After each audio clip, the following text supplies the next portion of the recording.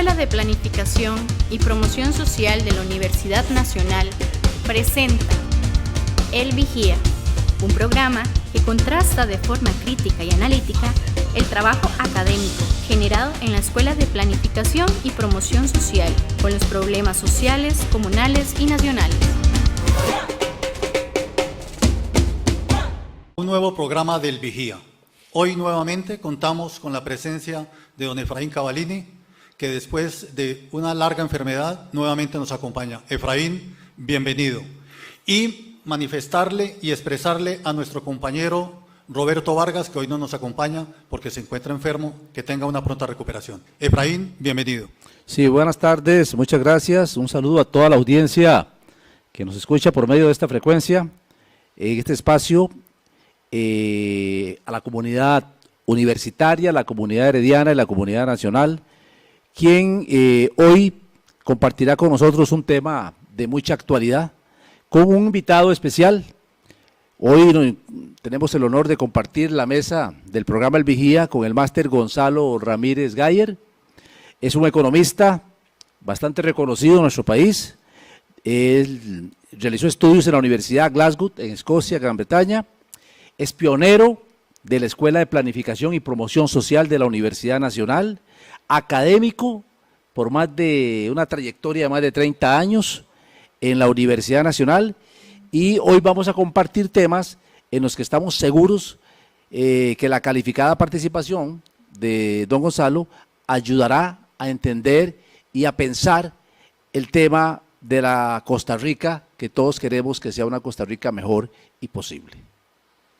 Muchas gracias, encantado de estar en El Vigía y encantado de compartir con todos nuestros radioescuchas los pensamientos y las explicaciones y los puntos de vista que podamos generar y que ojalá sean de interés. Y muchísimas gracias, un gran honor para mí que me hayan invitado esta tarde. Gracias, Sí, Gonzalo. Perfecto. Para ir entrando en el tema, don Gonzalo, y aprovechar el tiempo, estamos en Costa Rica viviendo una coyuntura muy interesante, una situación social, una situación económica y una gran sensación, por un lado, de satisfacción en algunos sectores, pero también de angustia, de duda y de insatisfacción por otros. Entonces eso me lleva a mí a una primera pregunta que me surge y que la quiero plantear, porque sé que usted es un hombre crítico, analítico de los temas del país y el tema económico importantísimo. En esta situación que se da cuando está iniciando la aplicación en Costa Rica de un plan fiscal, ¿verdad?, que es el plan de fortalecimiento del país a nivel financiero, que es producto del consenso en una asamblea legislativa donde varios partidos políticos se ponen de acuerdo para tomar una decisión que se considera necesaria e importante para el país. Y dado los brotes que ha habido en las últimas semanas de movimientos estudiantiles, movimientos sindicales, como de cierta insatisfacción o falta de comprensión de algunas decisiones del país, del gobierno, ¿cómo podríamos decir quién tiene el poder en Costa Rica, en la actualidad, en esta coyuntura que hoy nos tiene aquí a nosotros preocupados sobre este tema? Me temo que nadie tiene el poder y que eso es parte del problema que enfrentamos. Me parece que por diversas razones complejas, económicas, sociológicas, culturales, ¿verdad?, y que han sido analizadas y están siendo en este momento analizadas y estudiadas, hay una tendencia a la disgregación social, es decir, hay una tendencia a la constitución de pequeños mundos, de pequeñas esferas, de pequeñas burbujas, donde vivimos inmersos, todos en alguna burbuja, ¿verdad?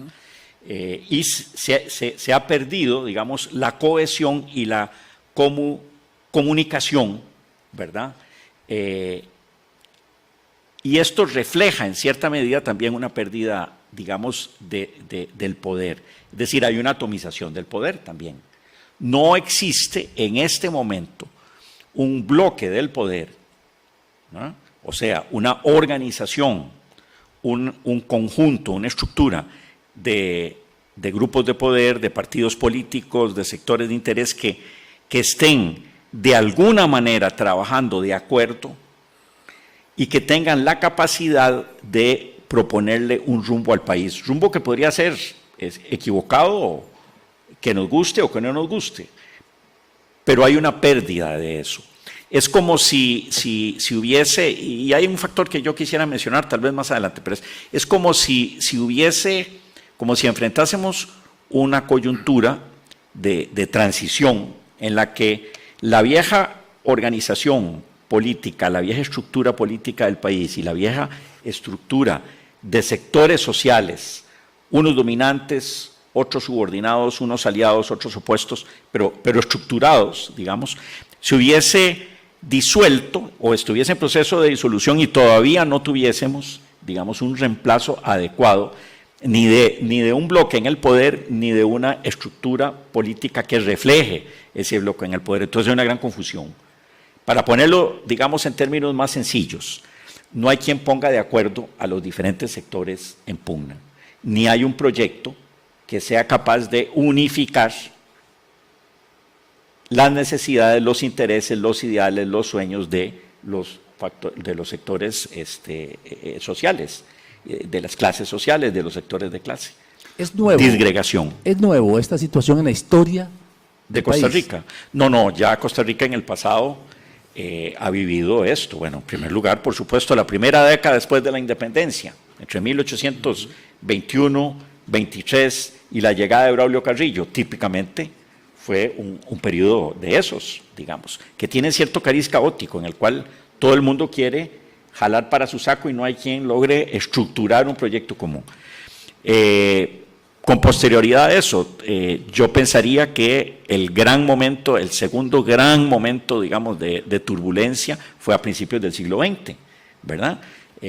Durante el periodo, por ejemplo, que llevó a la dictadura de los Tinoco y lo que empezó a suceder después de la dictadura de los Tinoco, la efervescencia social de los años 20, la huelga general que vivió Costa Rica en aquellos años, y que fue un periodo que de alguna manera se logró controlar como crisis, pero que vuelve a emerger con una fuerza brutal en los años 40, ¿verdad? Y luego hemos tenido un larguísimo periodo y en los años 80 tuvimos un periodo muy difícil. Un largo periodo de estabilidad y crecimiento económico sostenido y crecimiento social después de la guerra civil del 48 y una crisis muy profunda en los años 80 y muy difícil y peligrosa, ¿verdad? Con tasas de pobreza elevadísimas, con niveles de violencia muy fuertes en la frontera con Nicaragua, con actividades, digamos, incluso terroristas aquí en la ciudad y con una gran incertidumbre porque el modelo de sustitución de importaciones y el modelo del Estado social se puso absolutamente en cuestión y el país adoptó otro modelo, un modelo de apertura y de regulación, más bien orientado a las exportaciones y un retiro del Estado, un retiro relativo del Estado de la regulación y de la negociación, digamos, social. Otra vez un periodo, digamos, de relativa estabilidad en los años 90, que nos llega más o menos toda la década de los 90 y yo diría hasta la crisis de 2008-2009 y este periodo que estamos viviendo que sin duda alguna tiene sus raíces en la crisis mundial del año 2008-2009. Ahí está la raíz de lo que estamos viviendo hoy día. Así es que como este país ha atravesado esas crisis y ha salido adelante, yo estoy totalmente convencido de que esta crisis también, por supuesto, la vamos a superar. El Vigía, la mirada estratégica. Continuamos con El Vigía, hoy con nuestro invitado especial, don Gonzalo Ramírez. Don Gonzalo, ¿y el papel de este gobierno? Todos estos planteamientos que han estado haciendo, ¿cómo los ve usted en esta coyuntura en que estamos viviendo? Bueno, en primer lugar, me parece que es un gobierno débil, por dos razones. La primera, o tres razones, o cuatro, si se quiere. La primera, porque es una segunda administración del mismo partido, y siempre las segundas administraciones del mismo partido les toca muy difícil, porque se les agotó el menú, por decirlo así, ¿verdad? Se les agotó el libreto y la gente empieza simple y sencillamente, digamos, a cansarse de tenerlos ahí. Eso es un fenómeno que lo hemos visto en este país, donde nunca ha habido 3 periodos de nadie. Si ustedes se fijan, en la historia de Costa Rica, nunca nadie ha estado 3 periodos en el poder. Y además el que lo intenta le va mal. Bueno, eso, es un segundo periodo del mismo partido. 9 diputados. Con 9 diputados, esto es una mini fracción, ¿verdad? Nosotros en los años 80, en los años 70, 60, teníamos fracciones de 27, 28 y llegamos a tener hasta 30 diputados de un partido político en el gobierno, ¿verdad? Y estar en el gobierno y tener 9 diputados es terrible porque lo obliga a usted a hacer alianzas en un sistema político que no está diseñado para hacer alianzas y para diseñar alianzas, porque es un sistema presidencialista, donde se supone que el Poder Ejecutivo concentra suficiente poder para gobernar. Entonces, en los sistemas parlamentarios, las alianzas son el pan nuestro, porque en un sistema parlamentario usted normalmente tiene una alianza política de parlamento que es la que propone entonces gobierno. En este caso es al revés. Primero, por decirlo así, tenemos al presidente de la República y ahora él tiene que ir a ver con quién hace alianzas. Entonces, una fracción muy chiquita. Y tiene una alianza con quien no son sus aliados naturales, pongámoslo de esa manera, es decir, ni el Partido de Liberación Nacional ni el PUSC tienen una afiliación y una personalidad política que haga fácil para ellos estar aliados con el gobierno del PAC. Y el tercer factor de debilidad es que, teniendo esa situación de debilidad política y siendo el PAC un partido relativamente pequeño en estructura y presencia nacional, tiene que enfrentarse a una coyuntura económica y fiscal muy complicada, con un 12% de desempleo y con una tasa de crecimiento económico que este año yo creo que va a ser definitivamente inferior a 3%, o sea, sumamente lenta. Entonces, tiene que enfrentar un reto muy complejo con instrumentos muy limitados. Y yo agregaría incluso otro factor. Yo siento al presidente relativamente solo en el sentido de que no tiene ministros de peso y trayectoria política de colmillo y experiencia que lo ayuden a navegar, ¿verdad?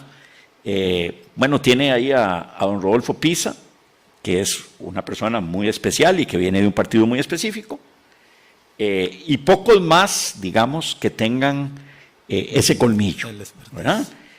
Yo quisiera que si es un gobierno del PAC, que él tuviera ahí a la par, hablándole al oído y ayudándole a navegar, tal vez a don Otón Solís y a don Luis Guillermo Solís, ¿verdad? Que tienen, por ejemplo, experiencia de gobierno. Pero bueno, ese no es el caso. Entonces, es un gobierno vulnerable, esa es la palabra, muy vulnerable, ¿verdad? En una coyuntura como esta, tener un gobierno vulnerable es peligroso, es complejo, porque la posibilidad de que un pequeño incidente, por ejemplo, se salga de control, ¿verdad? Luego, la posibilidad de que un grupo reducido de personas puedan, por ejemplo, paralizar el país, ¿verdad? O que un grupo reducido, relativamente reducido de estudiantes puedan paralizar el sistema educativo, pues es grande porque el gobierno no tiene esa capacidad, digamos, de maniobra. Es un gobierno con una capacidad de maniobra limitada. Tiene a su favor que yo creo que hay un sector bastante grande de la población que le proyecta buena voluntad, es decir, que está dispuesto a reconocer que es un gobierno que quiere hacer las cosas en serio y que tiene, digamos, un entendimiento de la naturaleza de la crisis y que es un gobierno decente. Pongámoslo de esa manera, déjenme usar esa palabra. Tiene eso a su favor, tiene un crédito, digamos, social importante. El problema es que si no logra producir resultados en los próximos 12 a 18 meses, resultados en empleo, resultados en crecimiento y resultados en combate a la pobreza, puede quedarse, digamos, aún más aislado y más solo, ¿verdad? Claro, aún así, en esta visión que usted plantea de cómo lee el tico al presidente de la República, sí, una persona con buenas intenciones, con buen ánimo.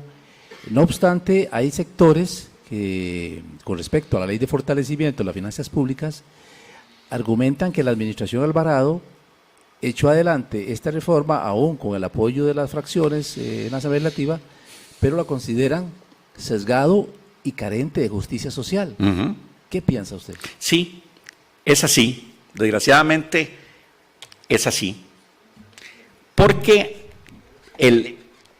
la crisis fiscal es una crisis real. Y la crisis fiscal es una crisis, si usted quiere, en última instancia, es una realidad aritmética. Es decir, los ingresos son muy inferiores a los egresos y por lo tanto el resultado es negativo. Eso es así. Muy bien. Y usted tiene como gobierno que enfrentar esa realidad, porque la otra alternativa es endeudar el país, lo cual es literalmente hipotecar el futuro. Y es una irresponsabilidad, digamos, mayúscula hacerlo.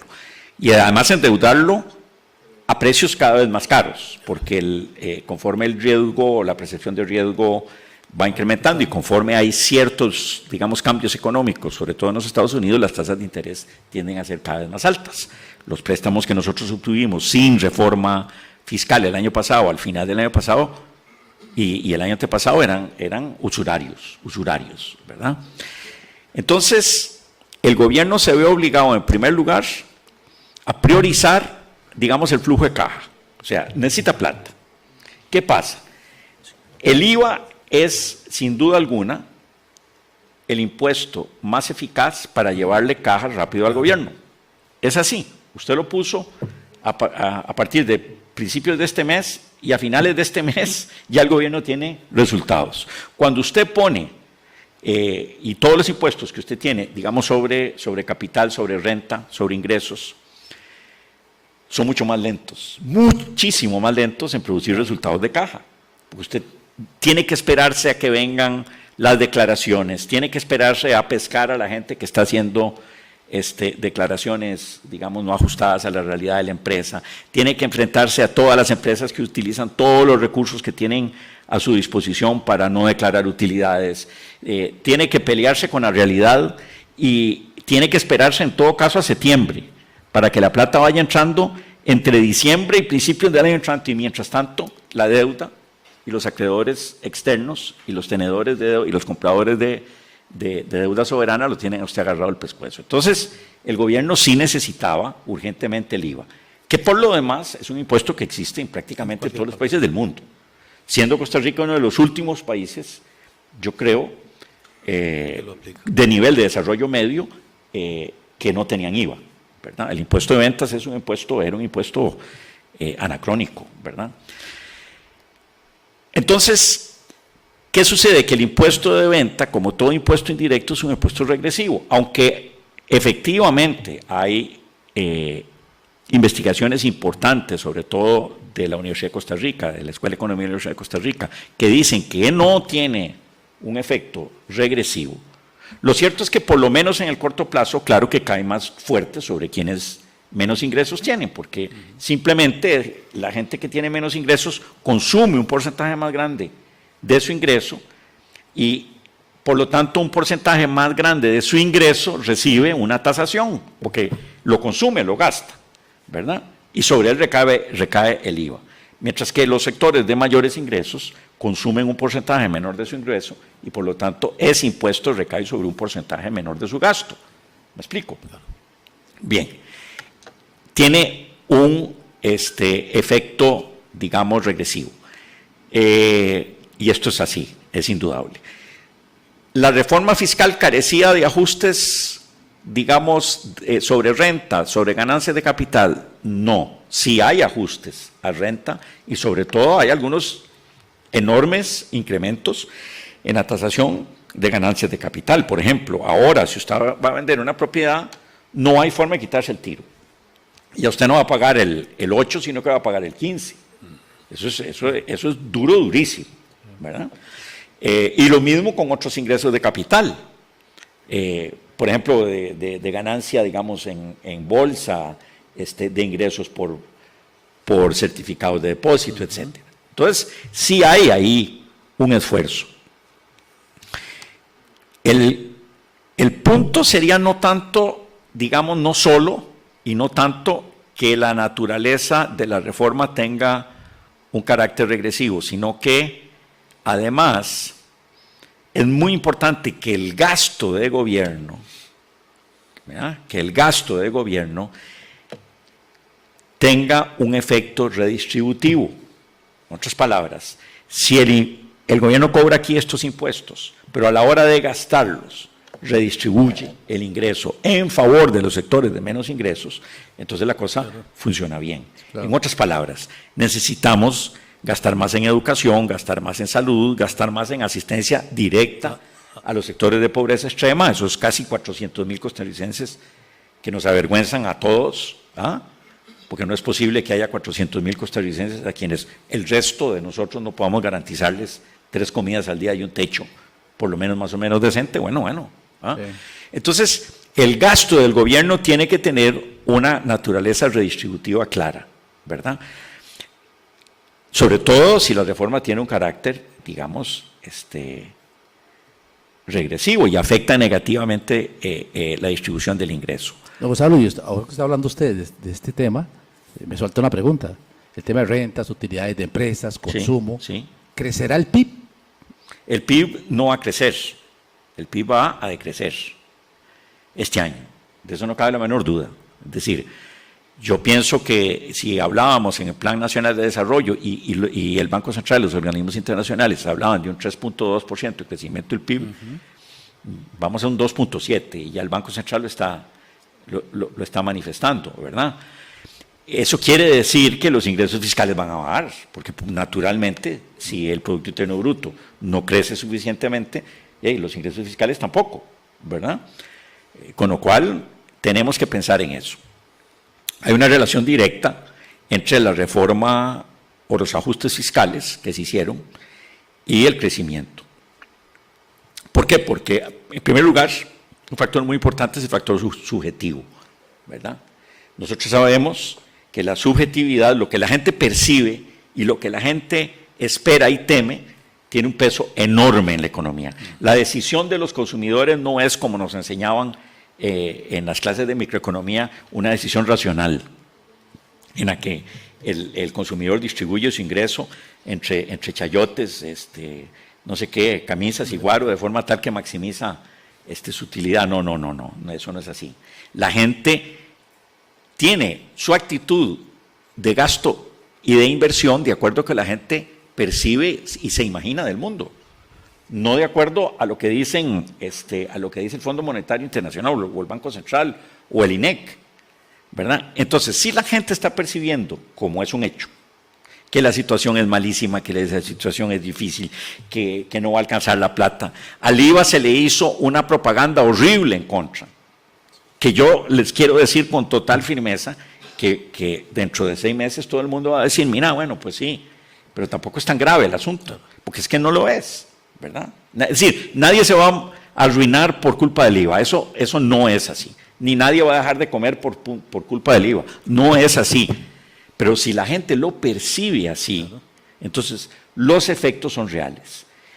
¿En qué sentido? Que la gente consume menos y que la gente no invierte. ¿Qué quiere decir no invierte? La gente no compra la casa, ni la gente compra el carro.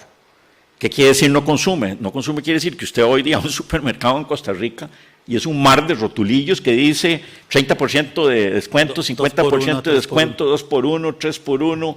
Es decir, usted es aquel montón de rotulitos a ver si la gente consume, porque te lo puede decir desde el dueño de la soda hasta el gerente del supermercado, pasando por el dueño de la boutique o de la tienda. Hay una recesión terrible, hay una contracción en la demanda del consumidor. Y eso va a tener un efecto terrible sobre la tasa de crecimiento y sobre el empleo. Hay falta de confianza, sí. Hay temor. Y en este ambiente, digamos, recesivo, que usted nos comparte. Y de pérdida de confianza, sí. Y de pérdida de confianza, sí. Pregunto, ¿cuál es el espacio de maniobra que tiene el actual gobierno entonces para una política de reactivación económica? Bueno, el gobierno está haciendo algo bueno, por ejemplo, que para mí es evidente, y es que el Ministerio de Obras Públicas y Transportes se está moviendo. Es decir, yo veo construcción, ¿verdad? Yo veo inversión pública ahí. que alguien diga, no, mira, esos son proyectos que ya estaban. Yo no sé si ya estaban o no estaban, pero yo hasta ahora los veo en ejecución, ¿verdad? Ruta 32, la circunvalación, los hospitales nuevos que están los hospitales nuevos que están planteados, Cañas, Ajá. no, ya está Cañas Limonal, ahora es Liberia Cañas, ¿verdad? Liberia Cañas, entre otras, ¿verdad? Eso, muy bien. Y ahí el gobierno está haciendo lo que tiene que hacer, inversión pública. ¿Está el gobierno haciendo algo digamos, asustando a la inversión privada de alguna manera? No. El gobierno ha dado muestras de seriedad en sus planteamientos fiscales o de una intención de seriedad, y eso simple y sencillamente es bien valorado, tanto por la inversión externa como en principio, como por algunos de los inversores nacionales. Es así. Es decir, la situación de riesgo país ha mejorado y los tenedores de deuda soberana, o sea, los que compran las emisiones de deuda costarricense, están más tranquilos. Eso es, digamos, lo sé con conocimiento de causa. Y algunos de los inversores nacionales están, digamos, ahora un poco más dispuestos a invertir. Eso está bien que está haciendo el gobierno. La obra pública está bien. Entonces, por el lado de inversión, yo creo que está haciendo lo que puede. Las tasas de interés en Costa Rica tienen un problema, y es que, como hay una estructura de banca tan pequeña, es muy oligopólica, y los bancos, aunque el Banco Central baje sus tasas, los bancos son reacios a bajarlas ellos. ¿Por qué? Porque les gusta ganar plata, lógicamente, ¿verdad? Colocar. Y en eso no hay diferencia de banca nacional o banca privada. Es decir, todos los gerentes de todos los bancos se tampan con la misma cobija. Eso yo lo sé, eso es un hecho, ¿verdad? Entonces ahí hay un problema con la tasa de interés. Sí, y conforme, digamos, la reforma fiscal vaya teniendo efecto y el gobierno y esta emisión de eurobonos que se aprobó ahora, eso le va a quitar presión al mercado interno. Y el estrujamiento, que se llama, digamos, el estrujamiento del sector privado, es decir, la competencia muy desleal que tiene el gobierno con el sector privado a la hora de captar, bueno, va a disminuir. Eso digamos, debería tender a un descenso en la tasa de interés. Entonces, obra pública, una buena imagen, digamos, de gobierno serio, una tendencia a que disminuya la demanda interna del gobierno de recursos crediticios, eso va bien. La devaluación, por ejemplo, que la han logrado mantener, que todo el mundo esperábamos de que se iba iba a disparar, y vea que la han logrado exactamente. Más bien, ahorita hay un problema porque hay una tendencia a la valorización del colón, lo cual, digamos, limita las exportaciones, pero lo que es Banco Central, muy estable. ¿Qué falta? Falta un programa de empleo, sí. Y sobre todo faltan dos cosas, en mi humilde opinión. Don Gonzalo, perdone que le interrumpa. Por favor. Hay un tema muy importante aquí que creo que es el momento de tocarlo, sí. Que es la parte de planificación. Sí. Es decir, el Vigía es un programa que está saliendo desde la Escuela de Planificación, y creo que ya estamos en el punto en el cual me gustaría, desde la planificación, entonces, cómo es que vamos a poder enfrentar esta realidad. Pero déjeme terminar un poquito el relato y pasamos a eso, porque por supuesto, es así. Es decir, la planificación es la necesidad de la visión de largo plazo en este momento, urgente. Creo que al gobierno le están faltando dos cosas, y aquí un poquito vamos acercándonos al tema de la planificación. Primero, le está faltando un relato, le está faltando una historia que ofrecerle a la población que le dé esperanza a la población. El gobierno no emite nada, ¿verdad? No hay un storytelling, no hay un relato, no hay un cuento que contarle a la población y decirle a la población, mire, vamos a hacer esto y vamos para allá y vamos a hacer aquello y podemos lograr este otro asunto porque vamos a salir adelante. Cero. Es un gobierno muy mudo. Simplemente ahí va con sus reformas y que la gente se imagine lo que quiera. Eso es un defecto serio. Necesitaríamos un presidente y un equipo más comunicativo, mucho mejor para las relaciones y la comunicación pública, mucho más cercano a la gente y que le explique a la gente para dónde va el país. Eso es una cosa que sería sumamente importante. Y la otra, y ahora acerquémonos al tema de la planificación, es que los científicos sociales, los economistas, los planificadores tenemos ahora sí la obligación de ser creativos. Es decir, esto no se resuelve si no pensamos fuera de la caja. La cajita es una receta que ahí está. Ajuste fiscal, sí. Entonces disminuye el déficit fiscal, ahora vaya, búsquese una inversión extranjera, hágase unos puertos bien hechos y unas carreteras bien penconas, tenga energía un poquito más barata y todo va a salir bien. Eso es mentira. Es decir, no porque sea falso el razonamiento, sino porque no hay tiempo. La población quiere otro tipo de solución y llegó el momento de pensar fuera de los patrones establecidos. Esa función de creatividad, de ingeniería social, de arquitectura económica innovadora, le toca a la universidad y le toca, por ejemplo, a la Escuela de Planificación y Promoción Social. Porque nunca, jamás, los Estados Unidos, digamos, y podríamos también hablar de Europa, hubieran salido de la crisis de 1929 si alguien llamado Roosevelt y alguien llamado Keynes no se salían de la caja de pensamiento ortodoxo de la época y decían, no, un momentito, aquí lo primero que hay que hacer es incrementar el gasto del gobierno. Y aquí vamos a darle empleo a la gente haciendo nada, los vamos a poner a sembrar arbolitos, pero les vamos a pagar $1 al día y ese $1 ellos lo van a ir a gastar en una cerveza, en un paquete de cigarros, y así es como vamos a incentivar la economía. ¿Verdad? Y vamos a construir vivienda popular, porque si construimos vivienda popular, nosotros incentivamos las fábricas de cemento y de ladrillo y tal y cual. Y vamos a construir una gigantesca represa hidroeléctrica, y con el agua de esa represa vamos a irrigar esta región y vamos a prácticamente regalar la tierra para que la gente venga y el agua para que... Vamos a... Eso que ellos hicieron fue salirse de la caja de pensamiento. Don José Figueres era magistral para salirse de la caja.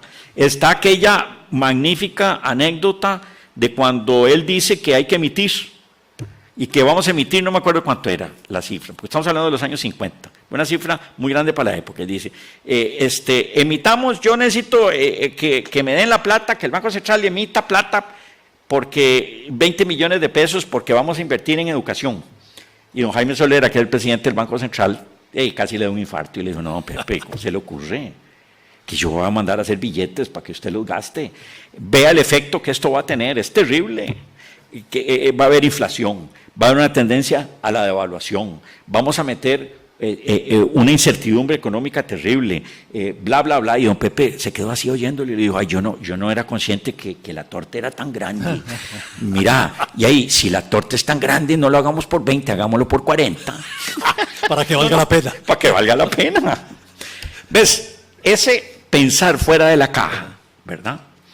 Ese llegar en los años 70 y decir, la pobreza extrema es intolerable ya. Entonces vamos a repartir plata. Eso en los años 70 eso era impensable.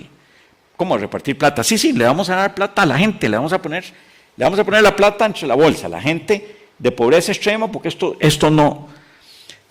¿Ves? Está llegando la hora en que las recetas de estabilidad económica, macroeconómica, ¿verdad? Y de crecimiento simplemente logrado a través del mercado externo y de tecnología, evidentemente no están funcionando. Y necesitamos agregar creatividad y pensamiento. Es un país que no se puede seguir ahogando en el corto plazo, no se puede seguir ahogando en la crisis fiscal, no se puede seguir ahogando en el desajuste presupuestario. Es un país que tiene que pensar mucho más allá de eso. Y por lo tanto ahí es donde entra la planificación. Porque si no empezamos a pensar y a imaginar y a crear para el largo plazo, y si no empezamos a leer escenarios y a hacer prospectiva y a ser altamente propositivos, nos vamos a quedar en un nadadito de perro que puede ser muy desagradable, porque puede ser que las aguas en las que nada el perrito sean aguas muy frías, sucias y oscuras. Entonces salgámonos de eso ya. Y para eso el papel de la academia y de la escuela de planificación. El vigía, mirando hacia el futuro. Nos encontramos en el programa El Vigía, hoy con la grata presencia del máster Gonzalo Ramírez Gayer, quien es académico de la Escuela de Planificación y Promoción Social. Y estamos hoy tocando un tema que tiene que ver con la sostenibilidad económica de Costa Rica. Y estamos en un segmento donde estamos tratando de ver el panorama económico, el panorama social y qué sucede con la planificación del país. ¿Qué ha sucedido con la planificación del país? ¿Hacia dónde debemos nosotros caminar? ¿Cuál debe ser el papel del ciudadano, de las organizaciones, de las instituciones? Pero también, ¿cuál debe ser el papel de la universidad pública? En este caso, nosotros también como Universidad Nacional, que tenemos una escuela de planificación, ¿hacia dónde debemos de ir nosotros trabajando para ayudar a esta situación que creemos que es necesario poder poner todos de nuestra parte para ayudar al desarrollo? ¿Qué ha sucedido en la última década, don Gonzalo? ¿Cómo lo ve usted el tema de la planificación nacional? ¿Qué ha pasado? Porque, por ejemplo, en los años 80, el tema de la pobreza, por poner un ejemplo, llegó al 50%. Sí. Y ahorita, escuchando hoy en la mañana un programa de radio,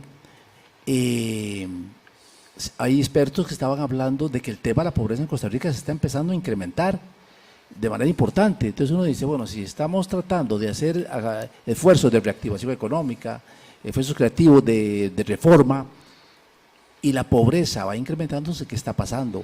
¿Qué pasa con la planificación? ¿Qué debemos de hacer? ¿A dónde está fallando? ¿Y a dónde hay que ponerle el cascabel al gato? Sí. Bueno, a ver, primero que nada, recordar que la planificación de Costa Rica nace en los años 60, en la administración Orlich, tiene un empujón en el año 70 y tanto, 71, si mal no recuerdo, cuando se da una ley de planificación mucho más fuerte que la que existía hasta ese momento, y realmente una ley vigorosa, sólida, que es al mismo tiempo que nace la Universidad Nacional, exactamente al mismo tiempo. Coincide la Ley Nacional de Planificación, el IMAS, para atacar pobreza extrema, y la Universidad Nacional para crear los profesionales que iban a estar esencialmente al servicio de los sectores menos privilegiados, la universidad necesaria, ¿verdad? Esas tres cosas suceden al mismo tiempo. La planificación de Costa Rica tiene un desarrollo sostenido hasta los años 80. Cuando la crisis de los años 80 sobreviene y cambiamos necesariamente de modelo económico, la planificación pasa al más absoluto desprecio. ¿Por qué no? Porque si nosotros abrimos el país, si nosotros desregulamos la economía, el crecimiento económico por sí solo va a lograr una asignación óptima de los factores de la producción y el país se va a desarrollar ininterrumpidamente. ¿Y para qué planificación? La planificación lo único que hace es perturbar los mecanismos de mercado que por sí solos ajustan la producción y la demanda de factores de acuerdo a la optimización que un mercado perfecto puede. Ese era, a grosso modo, el razonamiento. Entonces, paradójicamente, durante esa década, las empresas privadas, y en Costa Rica, no solo en países desarrollados, sino en Costa Rica, las empresas empiezan a hacer planificación. Y empiezan a hacer planificación estratégica y planificación, digamos, de mercado, ¿verdad? Impulsados por todos los teóricos norteamericanos, ¿verdad? El gobierno no, ¿verdad? Y Mideplan pasa a ser un ministerio, digamos, casi que lo toleran porque cuesta mucho cerrarlo, pero, ¿verdad? Hasta que en los años 90 vuelve a surgir la conciencia de que aquella supuesta magia automática del mercado exterior y la desregulación interna iban a producir una sociedad en crecimiento perpetuo y que es necesario, efectivamente, una guía y una regulación por parte del Estado y que el Estado tiene que intervenir. Y tal vez la alarma más terrible sucede porque empezamos a experimentar un deterioro en la distribución del ingreso y empieza a estancarse la pobreza y a crecer la pobreza extrema, pero sobre todo empieza a ampliarse la brecha entre clase media y clase alta, ¿verdad? Clase media y clases bajas y la clase alta. Y dentro de la clase alta hay un 1% de, digamos, del quintil, del último quintil, hay un 1% que concentra un porcentaje desproporcionado del ingreso nacional. Y eso tiene efectos regionales, porque entonces empezamos a ver el problema de que las costas y las fronteras empiezan a quedarse rezagadas. Y en ese rezago de esas zonas empieza a infiltrarse el crimen organizado. Es decir, se nos empieza a formar una situación que es la que estamos viviendo hoy día, difícil, y ahí vuelven otra vez a llamar a la planificación, ¿verdad? No, esto no puede ser así. Aquí tiene que haber una intencionalidad en los procesos de desarrollo. Una planificación, por cierto, a mi juicio, de mucho mejor calidad que la que teníamos allá en los años 70, ¿verdad? Y la escuela ha evolucionado muy positivamente en ese sentido y sobre todo, por ejemplo, en la exploración de campos absolutamente indispensables en un mundo de incertidumbre como la prospectiva. Bueno, sigue siendo débil la planificación, sobre todo la planificación nacional, muy débil. La planificación local, que es básicamente municipal, ¿verdad? Es de muy corto plazo. Y las municipalidades son débiles para poder realmente hacer un ejercicio de planificación importante y sobre todo de planificación estratégico para su cantón. No tienen la capacidad, eso, digamos, profesional o material para hacerlo. Y el gobierno sigue haciendo planes de desarrollo nacionales que son muy débiles por dos razones. La primera, porque el Estado no tiene la potencia institucional para poder lograr que ese plan efectivamente lo sea. Y lo segundo, porque esa debilidad política, esa disgregación del bloque de poder que hablábamos al principio, impide que el Estado pueda, por decirlo así, imponer, ¿verdad?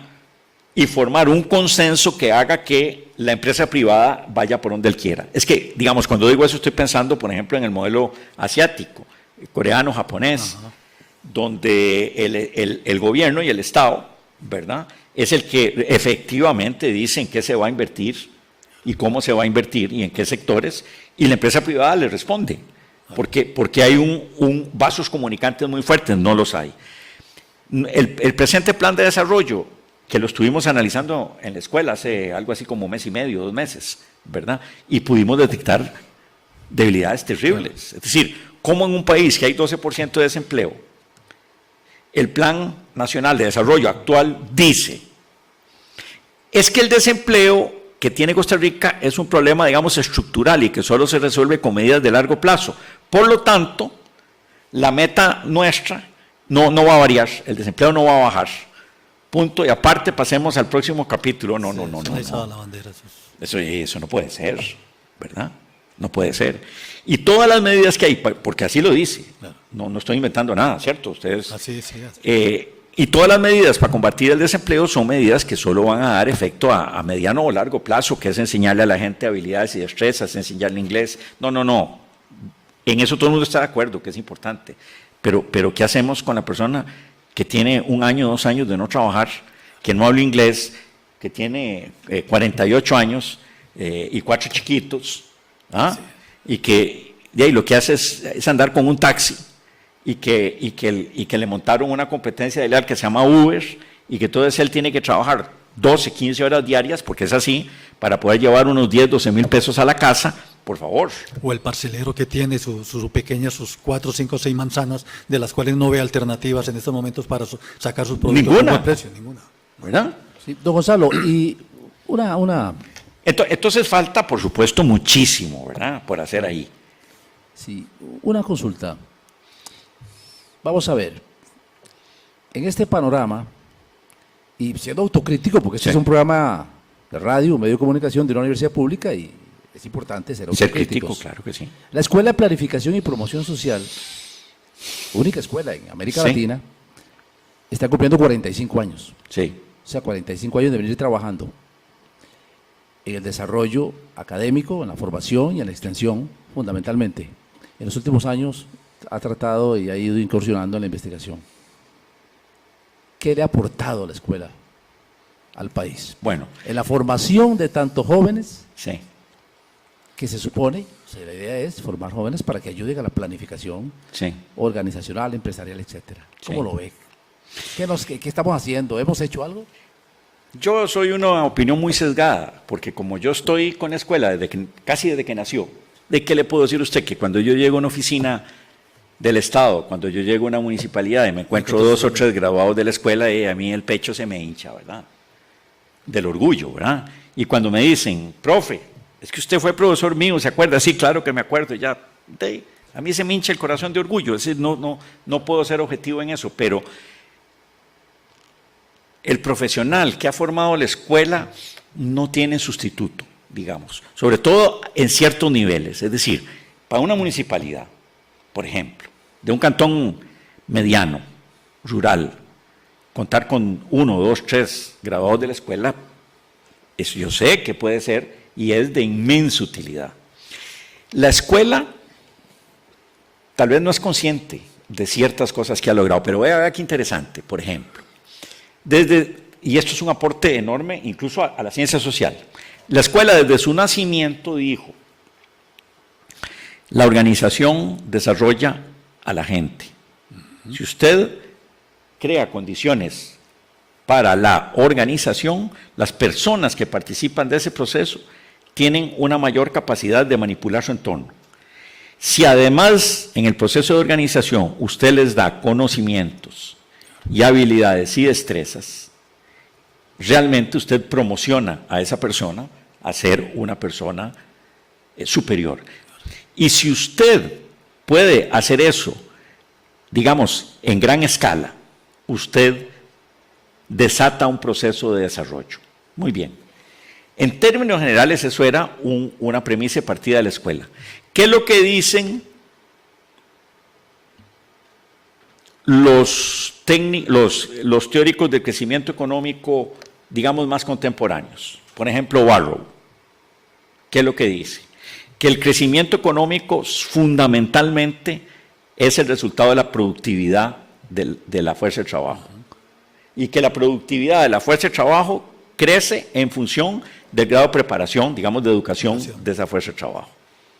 Entonces, quiere decir, ¿verdad?, que esos teóricos del crecimiento económico están coincidiendo con una hipótesis de partida de la escuela y que, repito, es una contribución importantísima a la teoría del desarrollo, ¿verdad? No es simplemente, y sobre todo en aquellos años, no es simplemente un proceso de invertir más para tener una mayor tasa de crecimiento, para tener una mayor tasa de ahorro, para poder invertir más de forma tal que entonces yo entro en un proceso autoalimentado y creciente de crecimiento económico y no. Ese proceso y esa riqueza sustancialmente tiene que sustentarse sobre la capacidad de la persona, del ser humano, de la comunidad, de la sociedad, de manipular sus circunstancias, de organizarse en procesos productivos, de incrementar su productividad mediante la misma organización y mediante un crecimiento en sus habilidades y destrezas y en sus conocimientos. Eso es una tesis de partida de la escuela, es una contribución gigantesca, gigantesca. Y yo pienso que hoy día eso está bien internalizado en por lo menos muchos niveles, incluso de la empresa privada. Digo, por ejemplo, la empresa privada, donde cada vez el campo de los recursos humanos y del desarrollo de recursos humanos, por ejemplo, es más importante. Entonces la escuela estuvo ahí en una línea pionera. Esa es una contribución grande. Los estudiantes nuestros, una contribución importantísima para las instituciones. Yo tengo información de instituciones donde tengo gente cercana a mí, parientes, etcétera, que me dicen, no, los grados de la escuela son sumamente útiles. Como crítica, bueno, ahí hemos fallado en el terreno de la investigación. O sea, abandonamos, no, eso no es así. No abandonamos la investigación, pero pero tenemos niveles, digamos, de investigación que no son suficientemente altos y que no se corresponden a lo que era en el pasado. No, para nada, ¿verdad? Otra crítica, ya más personal, digamos, más personal.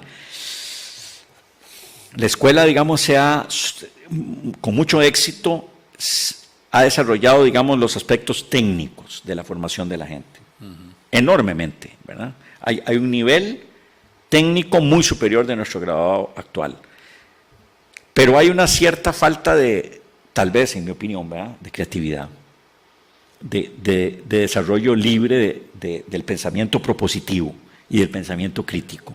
Hay una cierta tendencia nuestra a formar estudiantes que son tal vez un poquito tecnócratas, ¿verdad? Si me permiten la expresión, ¿verdad? Que saben hacer muy bien su trabajo, pero que no están bien programados para salirse de la caja. Exacto. Que casualmente... Para salirse del parámetro. Que en este momento la escuela está en un proceso que ha venido llevando a cabo en los últimos años de renovación de su programa de estudios. Sí, que claro. Es para actualizarlo y sacarlo, digamos, de aquel esquema en que en los años 70 se emergió, ¿verdad? Sí. Donde la universidad fue a territorios, entró en contacto con diferentes comunidades, y esperamos que con esta reforma pueda irse actualizando y generando cambios sustantivos que ayude también, digamos, a tener una escuela de planificación muy apropiada a los tiempos. Sí. Y también ese hecho de que con la nueva implementación que se está haciendo de la maestría en prospectiva, para esto que usted nos planteaba, don Gonzalo, de ver de mediano a largo plazo, claro. que es uno de los grandes problemas que tenemos Claro. actualmente, que estamos pensando a corto plazo, la escuela está pensando entonces precisamente en formar esos nuevos profesionales Importantísimo, para ¿no? ver a largo plazo, para tener esa expectativa Importantísimo. de que hay que soñar, de que sí podemos creer y que podemos hacer contribuciones importantes al país. Es que los ticos no podemos seguir pensando en que si me va a alcanzar la plata mañana. Exacto. Digo, porque es muy importante que la plata me alcance mañana, pero es que la vida no se acaba ahí. Y menos un país con el potencial de Costa Rica, o sea, un país que tiene el 8% de la biodiversidad del planeta. Un país que está ubicado justamente en ese punto extraordinario donde se encuentran Sudamérica, Norteamérica, el Océano Atlántico y el Océano Pacífico. O sea, es decir, no es posible una ubicación geopolítica más estratégica, más prometedora para un mundo que se basa en la comunicación, en el comercio, en el intercambio. Entonces, ¿por qué no vemos esa realidad? ¿Por qué estamos tan empeñados en tenerle miedo, terrible miedo al mañana y al futuro? ¿Por qué? ¿Cómo es posible que haya una reacción? Yo digo, se hace una propuesta, la educación dual, ¿verdad? Bueno, yo puedo estar filosóficamente en contra, perfectamente, ¿verdad? Y puedo estar a favor, pero cuando yo oigo la actitud, la respuesta y los argumentos, son argumentos de temor. De miedo. ¿De temor de qué? De miedo al cambio. De miedo al cambio. Sí. Hay una pregunta obligada Sí. que no me puedo quedar satisfecho si no la hago, Sí. sobre todo por la estatura de nuestro invitado de hoy, don Gonzalo, que es un académico de una universidad pública como la Universidad Nacional. Don Gonzalo, dentro de estos cambios que está dando el país y estos virajes, las universidades públicas están viendo de alguna forma amenazadas con Sí, el tema claro. de los presupuestos del Estado.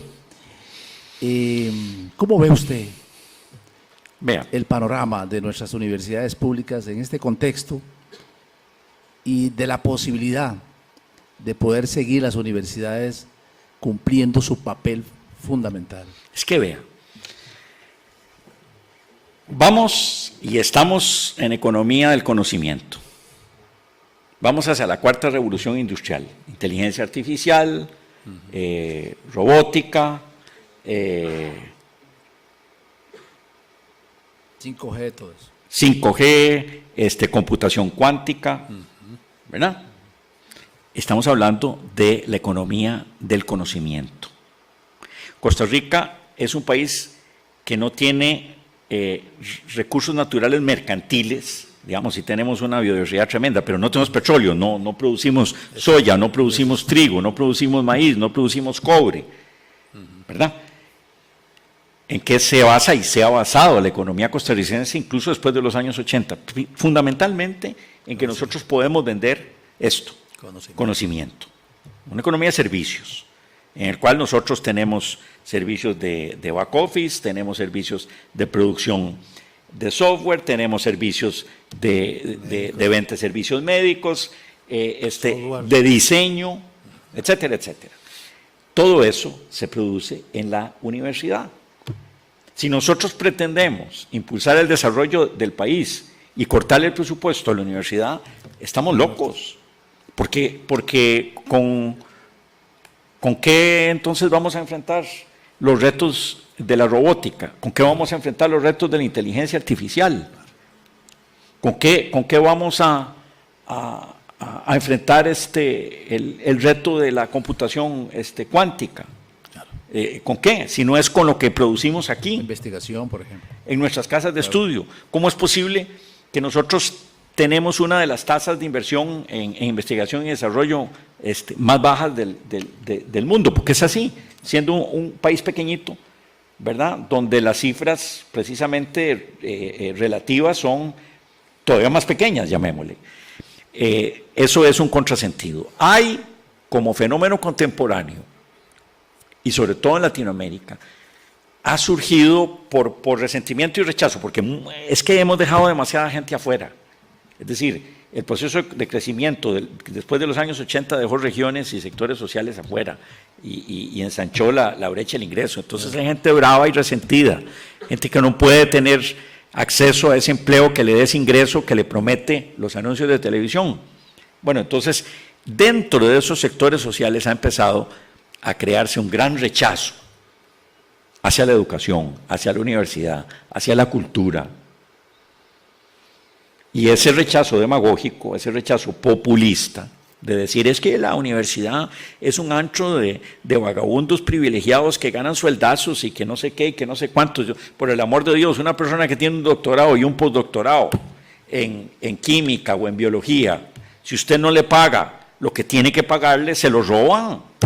Es así de simple. Usted no le puede pagar $2,000 a un postdoctorado en química, que la universidad le ha invertido toda la plata del mundo para mandarlo a Alemania y a Estados Unidos, ¿verdad?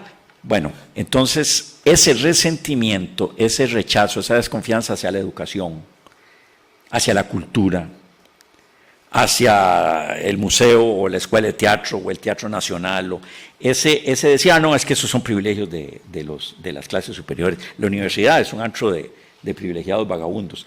Esa actitud social que existe en sectores más bien, digamos, rechazados y desprivilegiados, grandes, es muy peligrosa. Entonces, la universidad tiene que tener mucho cuidado. En primer lugar, tiene que tener mucho cuidado de ser muy transparente y de rendir cuentas claras. No podemos nosotros permitirnos el menor asomo ni de corruptela ni de privilegio que no esté respaldado por algún razonamiento. Y no solo cuentas claras, sino chocolate espeso. O sea, nosotros tenemos que producir profesionales, tenemos que producir conocimiento, tenemos que producir, digámoslo, una proyección social de desarrollo y de cambio, porque si no lo hacemos, si pretendemos convertirnos en un chunche de lujo, la sociedad no nos lo va a perdonar, sí, claro, ¿verdad? Pero efectivamente esa agresión contra la universidad está ahí, ¿verdad? El Vigía, la mirada de la planificación. Bueno, don Gonzalo, aquí podríamos pasar horas enteras. 2 horas más, ¿verdad? De todos modos, queremos agradecerle, don Gonzalo. No, yo creo que este es un tema que da para reflexionar. Es nuestro compromiso desde el Vigía, es nuestra responsabilidad desde la Escuela de Planificación. Como académicos creo que estamos en deuda. Eso es parte de lo que creo que hemos hablado y que queda claro, de que necesitamos mayor comunicación, sí, necesitamos mayor visión de futuro, así es, necesitamos ver las cosas a mediano y largo plazo y creerlas. Sí, así es. Porque no podemos echarnos a morir en que la situación está muy mal y entonces vivimos mal. No. Yo creo que podemos dar gracias a Dios de que efectivamente el país todavía hay gente pensante, sí, hay con muchas expectativas, y que desde la universidad y desde la Escuela de Planificación haremos todo lo imposible para poder salir adelante con este país, porque es nuestra responsabilidad. Agradecerle a don Gonzalo, agradecerle a Efraín por este nuevo programa. Sí, reiterarle a quienes nos siguen que la Escuela de Planificación Social de la Universidad Nacional es una unidad académica al servicio de Costa Rica. Que lo que necesiten de la escuela, información, asesoría, como lo hemos dicho en otros programas, nosotros estaremos en la mayor disposición de canalizarlo para buscar las respuestas que los costarricenses requieran. En diferentes sentidos, la planificación empieza en la casa y camina por muchas rutas y se desarrolla a nivel macro de manera impresionante. Y sabemos que hay gente que nos escuchan en diferentes comunidades con las que ya hemos tenido contacto, como decíamos ahora Gonzalo, las comunidades costeras, comunidades rurales, y la escuela está para servir, para ayudar, para conducir y para orientar. Agradecer al auditorio Clodomiro Picado todo el respaldo y apoyo para poder llevar a cabo este programa, El Vigía, que lo hacemos desde acá, y que el aporte y el apoyo que nos dan los compañeros del auditorio es sumamente importante para tener un programa muy cercano a ustedes, de alta calidad visual y auditiva. Y por supuesto, agradecerle a don Gonzalo Ramírez Gayer, académico de la Escuela de Planificación y Promoción Social, el haber sacado un ratito para ilustrarnos a nosotros y darnos una serie de ideas e información que también para nosotros también es importante conocer, y que estamos seguros que también quienes nos escuchan y quienes nos ven les pueden servir para ver la perspectiva del país en diferentes derroteros. Y por supuesto, don Gonzalo también es un ser humano muy comprometido con la universidad y con el país, y también está en la escuela, y si lo quieren contactar estaremos en la mayor disposición, por supuesto, porque lo que don Gonzalo puede aportar es bastante, porque es una persona que se ha formado, que ha estudiado, que sabe bastante, y es un patriota sumamente comprometido con Costa Rica, porque así lo conocemos, así lo conozco yo, que lo he seguido en muchos programas de radio, televisión, en su actividad académica, y entonces es un costarricense que está también dispuesto a colaborar en lo que necesiten. Digo esto porque yo sé la clase de persona con la que estamos aquí. Muchas gracias. Muchas gracias. Buenas tardes. Buenas tardes. Buenas tardes.